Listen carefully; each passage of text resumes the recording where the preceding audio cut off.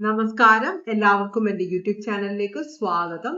ഞാൻ ഇന്ന് ചെയ്യാൻ പോകുന്ന റീഡിംഗ് നിങ്ങളുടെ ഫ്യൂച്ചർ സ്പൗസ് എങ്ങനെയുള്ള ആളായിരിക്കും എന്നാണ് നോക്കാൻ പോകുന്നത്. അവരുടെ കരിയർ എന്തായിരിക്കും, അവരും നിങ്ങളുമായിട്ടുള്ള ഫ്യൂച്ചർ എങ്ങനെയായിരിക്കും, അവര് ഏത് മാസം ജനിച്ചവരായിരിക്കും, ഇതൊക്കെയാണ് നോക്കുന്നത്. ജനറൽ റീഡിംഗ് ആണ്. എല്ലാവർക്കും റെസനേറ്റ് ചെയ്തില്ല.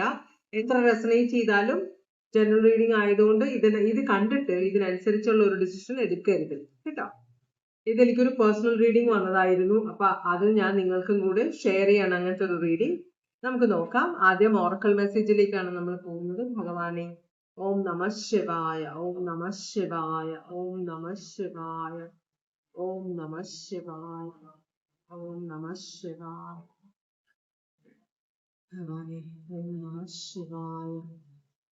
ഇത് നിങ്ങളുടെ ഫ്യൂച്ചർ സ്പൗസുമായിട്ടുള്ള നിങ്ങളുടെ റിലേഷൻഷിപ്പ് എന്ത് തരത്തിലായിരിക്കും, അതാണ് നിങ്ങൾക്ക് ഓറക്കൽ മെസ്സേജ് വരാൻ പോകുന്നത്.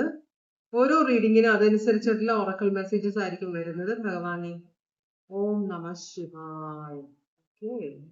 കുറച്ചൊരധികം റീഡിംഗ് ഉണ്ട്, കാർഡ്സ് ഉണ്ട്. നമുക്ക് നോക്കാം ഓരോന്നായിട്ട്. ഭഗവാനെ നമ ശിവായ.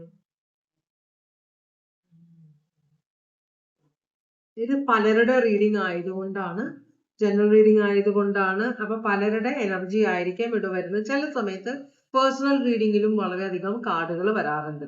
നമുക്ക് നോക്കാം. ആദ്യത്തെ കാർഡ് പറയുന്നത് നിങ്ങൾ എന്തോ ഒരു കാര്യത്തിൽ ഒബ്സസ്ഡ് ആണ്. ചിലർ സോൾമേറ്റ് കണക്ഷനെ വിവാഹം കഴിക്കുകയുള്ളൂ, അല്ലെങ്കിൽ എന്റെ മനസ്സിൽ ഇങ്ങനെ ഒരാളുണ്ട്, ഇയാളെ മാത്രമേ വിവാഹം കഴിക്കുകയുള്ളൂ. അപ്പൊ വേറെ പ്രപ്പോസൽ എല്ലാം വന്നാൽ അത് എത്ര നല്ലതാണെങ്കിലും നിങ്ങളുടെ മനസ്സിൽ നിങ്ങൾ ഒബ്സസീവായിട്ട് കൊണ്ടു നടക്കുന്ന ഒരാളുണ്ട്. അയാളല്ലാതെ വേറെ ആരെയും നിങ്ങൾ വിവാഹം കഴിക്കില്ല എന്നൊരവസ്ഥ ഉണ്ടാവാം ഇവിടെ.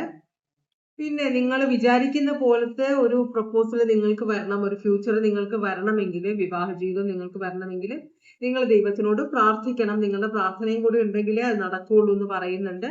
പിന്നെ മറ്റുള്ളവരെ സഹായിക്കുമ്പോൾ നിസ്വാർത്ഥമായിട്ട് സഹായിക്കണമെന്ന് പറയുന്നുണ്ട്.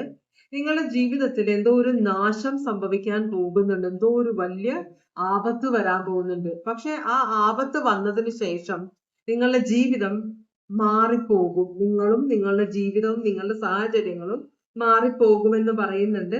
നിങ്ങളുടെ ജീവിതത്തിലേക്ക് പുതിയതായിട്ട് എന്ത് വന്നാലും അതിലെ പുതുമ നമ്മൾക്ക് എപ്പോഴും ഒരു എക്സൈറ്റ്മെന്റ് തരും. പക്ഷെ ആ എക്സൈറ്റ്മെന്റില് നമ്മൾ ശ്രദ്ധിക്കാതിരിക്കുക.